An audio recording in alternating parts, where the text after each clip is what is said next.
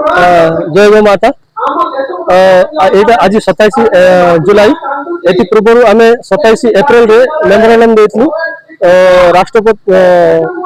माननीय राष्ट्रपति प्रधानमंत्री मुख्यमंत्री तथा राज्यपाल को किंतु बर्तमान कौन सी उत्तर न आसवा जो यहाँ द्वितीय चरण आम 27 जुलाई पालन कर गो सम्मान अभियान में आमर 3टा दाबी अच्छी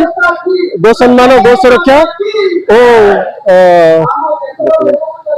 गो सेवा सुरक्षा और सम्मान निमंते गोमाता एटा केवल किसी लोग भावुए हिंदू मानकर गोटे एटा गोटे दाबी एटा हिंदू केवल सनातन हिंदू धर्म केवल नुह समस्त 140 कोटी जनता तथा समस्त भारत भूखंड आंदोलन कारण आज समय आज देखुं गोमाता जो प्रकार बध करा पूरा भारत में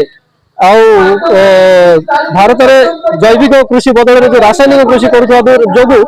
गो आधारित कृषि करा जो आज छोट छोट पिला को कैंसर सुगर भली भयंकर अनेक रोग है सब प्रकार रासायनिक